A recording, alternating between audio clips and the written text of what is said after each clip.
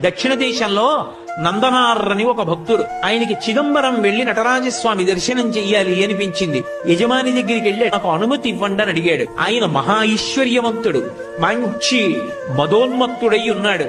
తప్పకుండా వెళ్ళు అన్నాడు. ఆ ఒక్క మాటే వినపడింది నందనారికి. ఆయన అన్నాడు, ఇవాళ రాత్రి మనకున్నటువంటి 500 ఎకరాల పొలాన్ని నాగలి పట్టి దున్ని పంట పండించే, విత్తనాలు చల్లి, కోత కోసే, ధాన్యాన్ని బస్తాలకెత్తే, పంట పొలంలో మళ్ళీ ఎక్కడా ఒక్క గడ్డి పరక లేకుండా తీసే, చిదంబరం వెళ్ళిపో. ఆయనకి ఇవన్నీ వినపడలేదు. ముందు వెళ్ళిపో అన్న మాట వినపడింది. గబగబా పొలానికి పరిగెత్తుకొచ్చాడు. కటిక చీకటి. తెల్లవారేటప్పటికి చిదంబరం వెళ్లాలని కోరిక. రాత్రంతా నడిస్తే గాని చిదంబరం వెళ్ళలేడు. అవుతుందా? ఒక్కనాటికి అవధానం అర్థమైపోయింది. అయ్యో, చిదంబరం వెళ్ళమన్నాడన్న ఆనందంలో వచ్చేసానే, ఇప్పుడు నేను ఈ చీకట్లో ఈ పొలం ఎలా దున్నుతాననుకున్నాడు. ఒక్కసారి పైకి చూశాడు.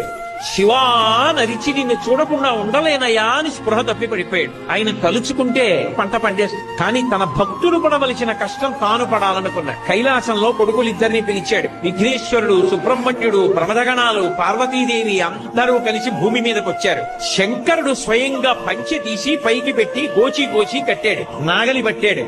ఆయన